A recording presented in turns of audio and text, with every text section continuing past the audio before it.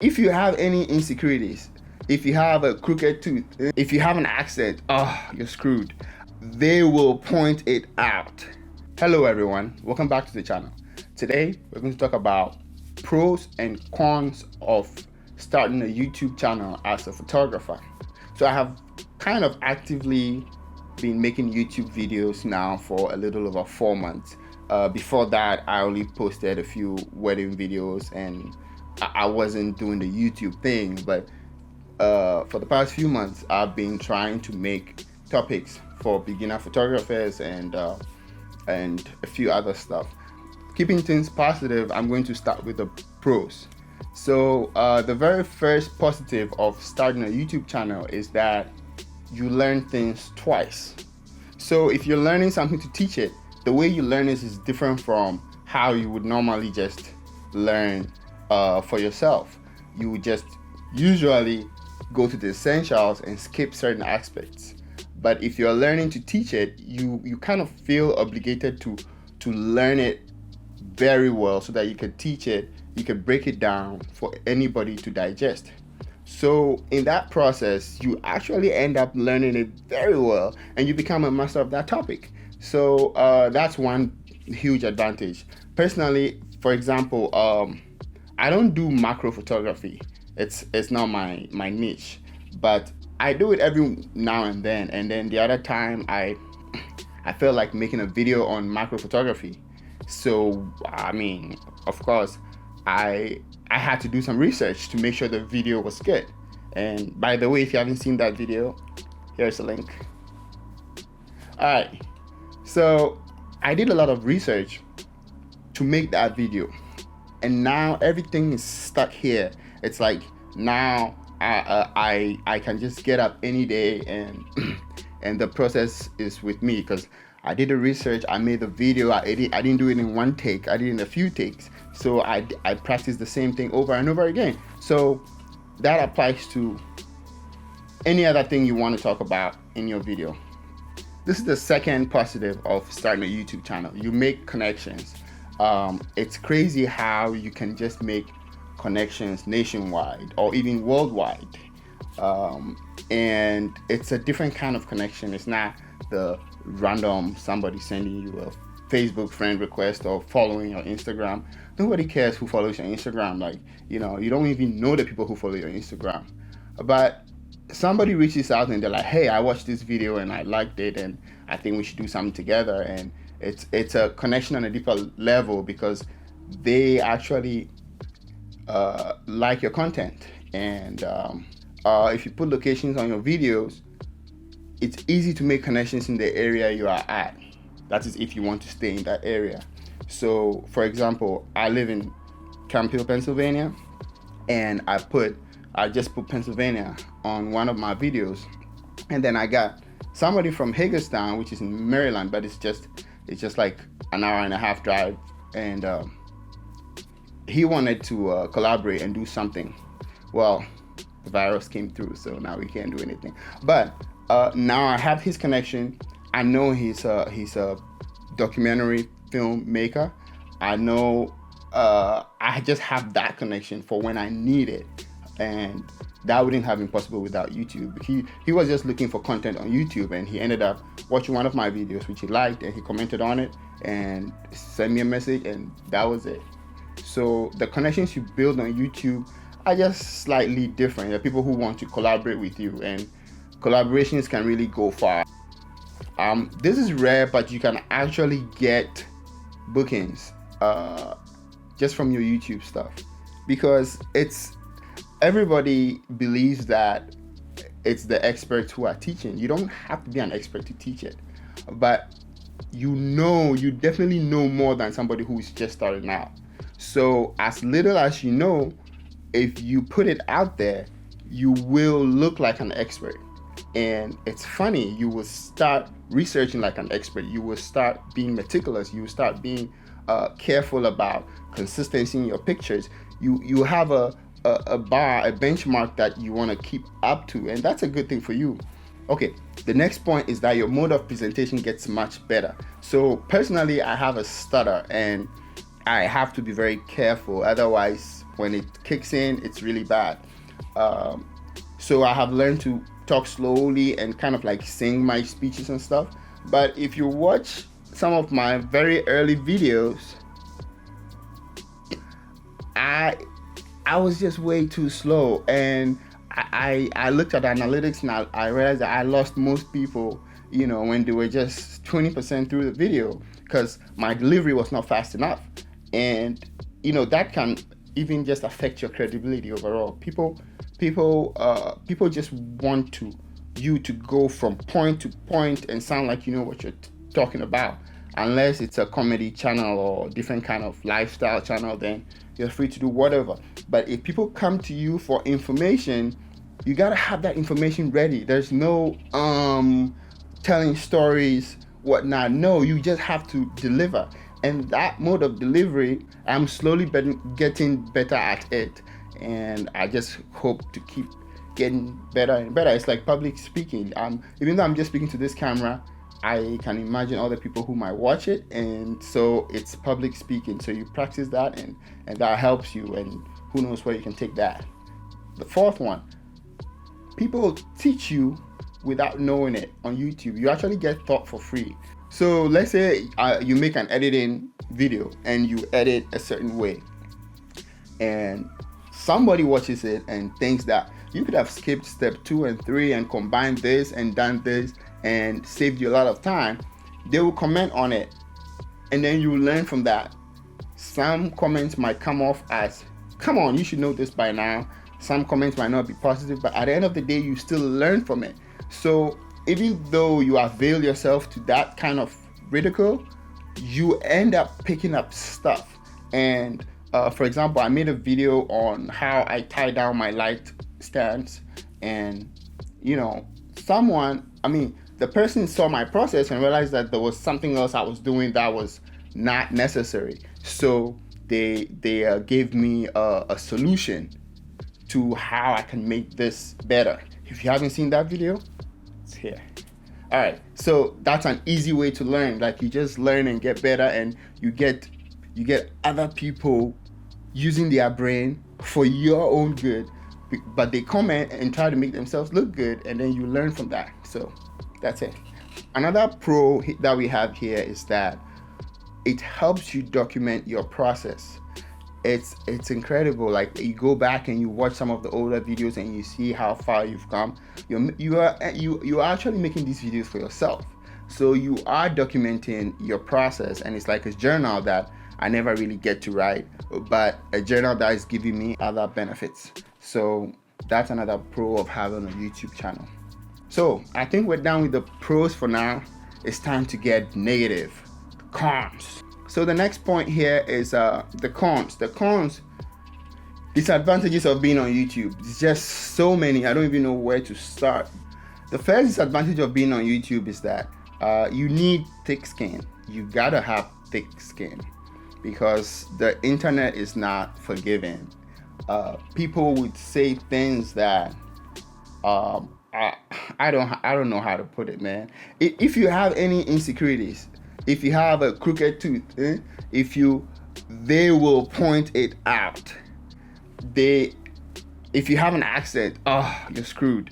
If I don't know how to point it out, but fortunately YouTube filters a bunch of those comments. So if you're feeling sad and you wanna read stuff and cry, you can go there and view it yourself backdoor. But there's still a lot of comments that come through, because if they don't use any cuss words and stuff, it still comes through. So you have to have thick skin, and people will criticize you no matter what. People don't like you.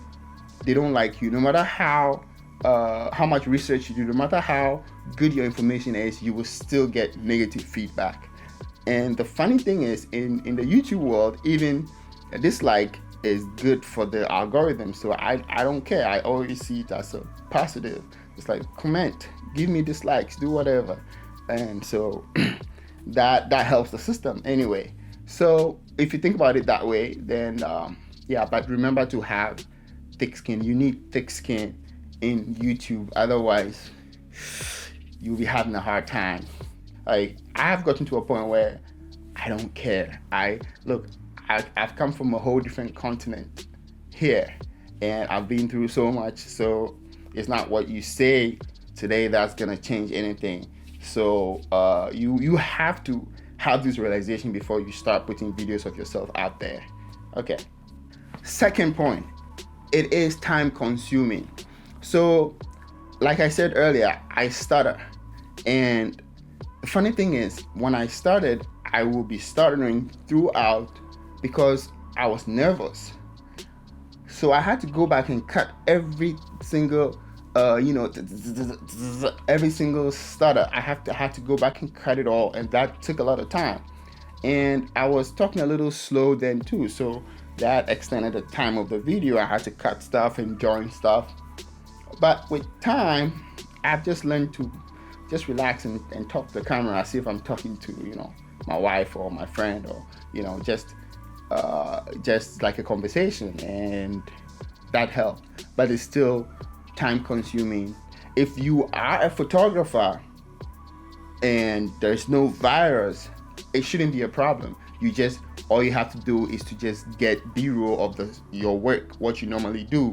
So that should be quite easy. So like one of the weddings I did in February, before the virus got serious, I made like 2 videos off of that wedding with the BTS on different topics, on flash photography and post wedding. So you can see those links up here too.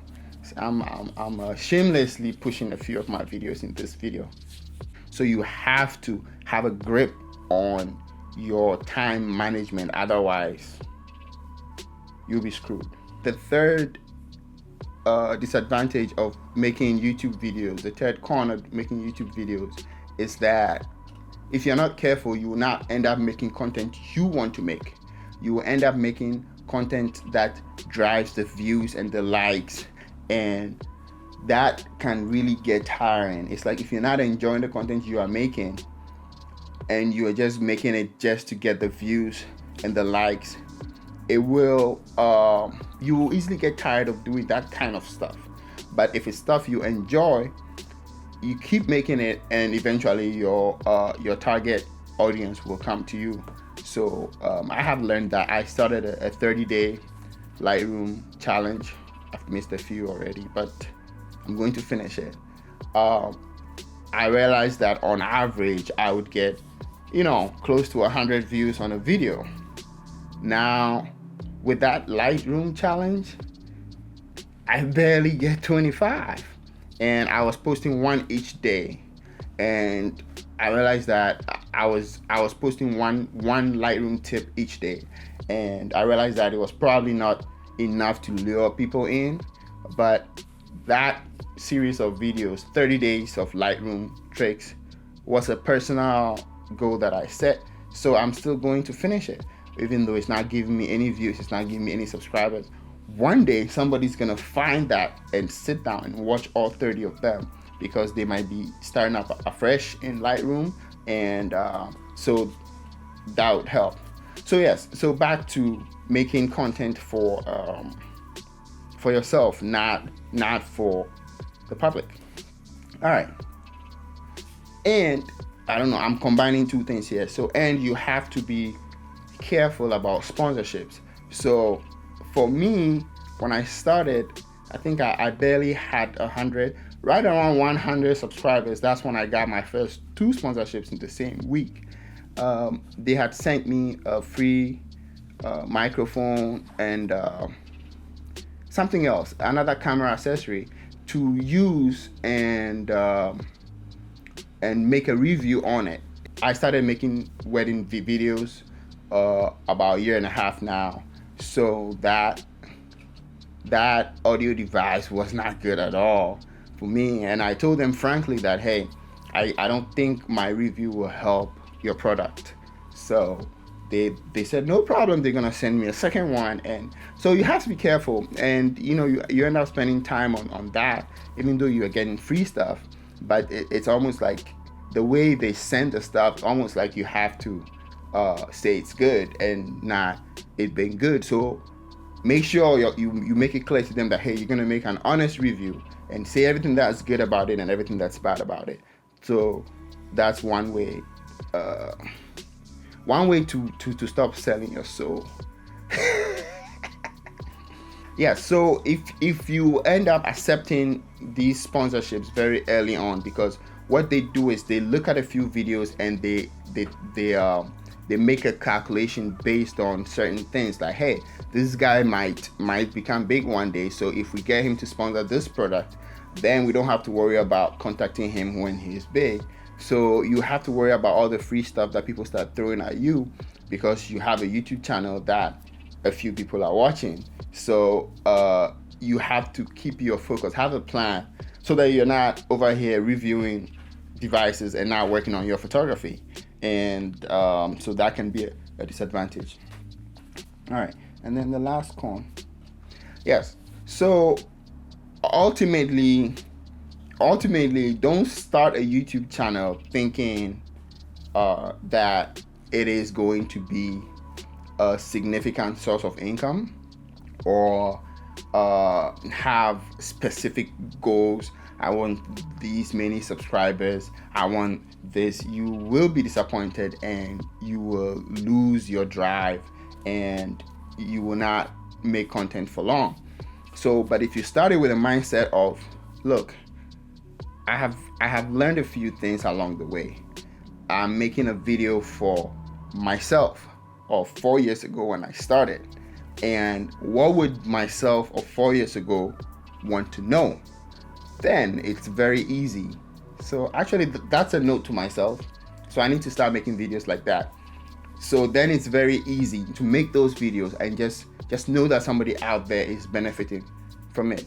And of course, eventually, one day you might, if you hit the number of subscribers and watch time and all that, you actually start getting paid for it. But that shouldn't be your goal. If that is your goal, you will be swaying all over the place.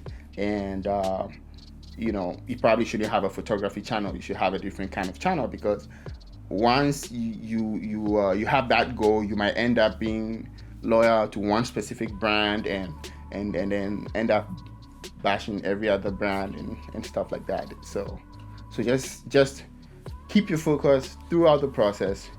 Yeah, I'm going to try and keep my channel versatile, even though I will still stick to the main theme of photography and some video along the line. But every now and then I'll just throw in some personal things. My most recent video is a documentary that I made for a fellow photographer, and that is a passion project. I'm still working on that because I want the finished product to be good. It's like this is where I want it to be, and this is my skill level editing video. So see that gap? Okay, so to answer your question, if you are thinking about starting a YouTube channel, yes, as a photographer, yes, start it, but have a plan. Take a piece of paper, write down your plan for the channel and stick to that, because when you start it, so many things will be thrown at you left and right, and you have to be strong. You have to. If you don't have a plan, you will be swayed anyway, anywhere, and you might end up being discouraged because you were just going with the wind, and at the end of the day, you will not be satisfied. So if you want to start it, this is actually the best time to start it, because guess what? All bookings are canceled and you are home and you have knowledge in here that people want. Okay, now you might think giving out your knowledge for free is dumb, but it's really not. It's really not. Start giving it out for free. You are going to get an audience. When you do get an audience, then you will eventually monetize all that. It's very easy. It's very easy to monetize these days. Everything is digital and online, and I made a video where I gave out a free preset, and in that video, the preset was for the Nikon Z6. If you edit Nikon Z6 files in Lightroom, unless you set your picture control and everything right, sometimes it's a little off. Lightroom is not the best to handle it, but I made this preset that kind of corrects that a little bit. And when I put that preset out for free, I realized that people downloaded it from so many different countries, and I never got that much satisfaction from. Uh, it was crazy. I felt like I'm in this position where I have internet 24/7, and I made this preset, and people all around the world in places where they have to pay for every minute. I mean, we still pay for every minute, but it's always on. In places where the internet is very limited and stuff, they get to benefit from what I provided. It's just a different feeling. So, I think I'm talking too much here. I think we're done. So if you're thinking about starting, go ahead, start it. All the best. And if you haven't subscribed at this point of the video, come on. Thank you for subscribing. Bye. All right. So don't touch your face, Salom. Don't touch your face. I don't know who else is having trouble, keeping their hands away from their faces. Me. Okay.